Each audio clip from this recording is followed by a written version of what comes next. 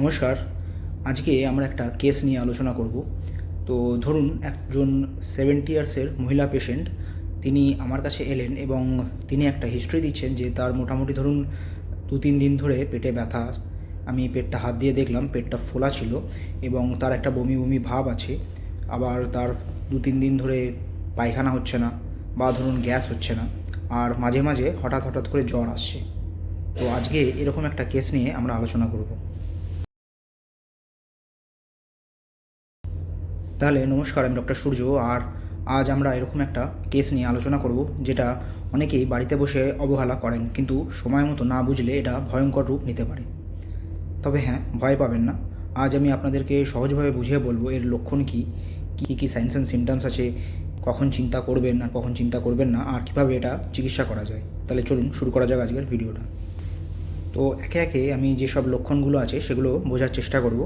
প্রথমে পেট ব্যথা। এটা সাধারণ গ্যাসের সমস্যার মতো ব্যথা হবে না, এটা একটা মারাত্মক ব্যথা হবে এবং এই ব্যথাটা যাবে আবার ফিরে আসবে।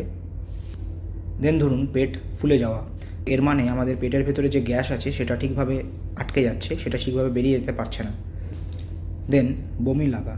তো আমাদের খাবার ঠিকভাবে এগিয়ে যেতে না পারাতে তো সেটা আমাদের রিজার্জিটেড অর্থাৎ উল্টে বেরিয়ে আসার মতন হয়ে আসছে, তার জন্য আমাদের একটা বমি বমি ভাব লাগছে।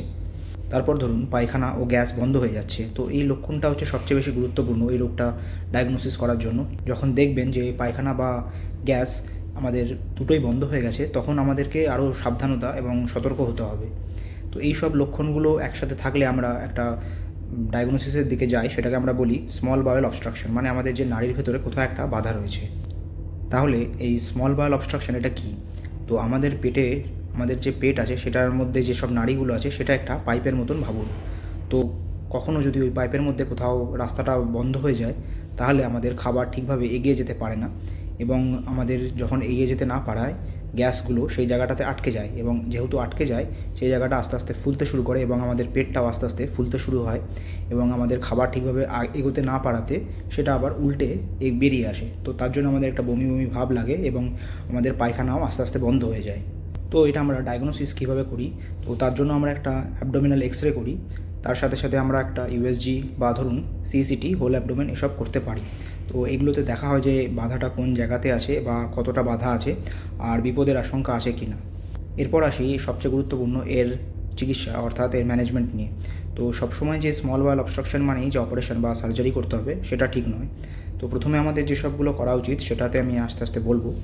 আমাদের প্রথমত মুখ দিয়ে কোনো খাবার খাওয়া উচিত নয়, অর্থাৎ আমাদের একদম পুরো খাবার বন্ধ করে দেওয়া উচিত।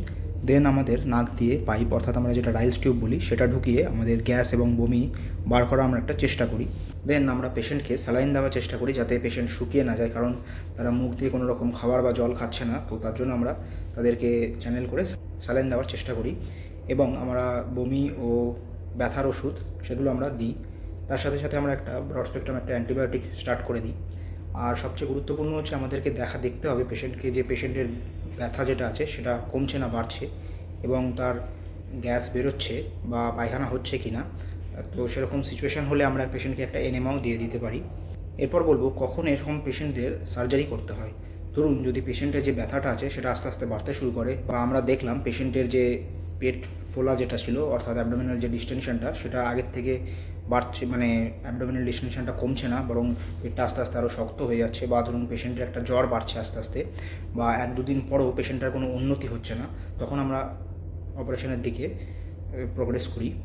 তো এটা ভয় পাওয়ার বিষয় নয়, সময় মতো চিকিৎসা না করলে কিন্তু এটা আরও বেশি ভয়ঙ্কর হতে পারে। তাহলে বন্ধুরা, আপনাদেরও যদি এরকম সাইন্স অ্যান্ড সিমটমস হচ্ছে তো অবহেলা না করে অবশ্যই কোনো নিকটবর্তী ডক্টরের সাথে কনসালটেশন করান, কারণ এটা একটা খুব বড় সমস্যার দিকে ইন্ডিকেট করতে পারে এবং আপনারা নিজেদেরকে এর থেকে বাঁচানোর জন্য সবচেয়ে গুরুত্বপূর্ণ হচ্ছে সতর্ক হওয়া এবং ঠিক সময় আমাদের চিকিৎসা করা। তাহলে ভিডিওটা ভালো লাগলে লাইক করুন, শেয়ার করুন আর সাবস্ক্রাইব করুন আমার চ্যানেল ডক্টর সূর্যকে। আমি ডক্টর সূর্য, আবার দেখা হবে অন্য কোনো ভিডিওতে। ততদিন ভালো থাকবেন, সুস্থ থাকবেন। ধন্যবাদ।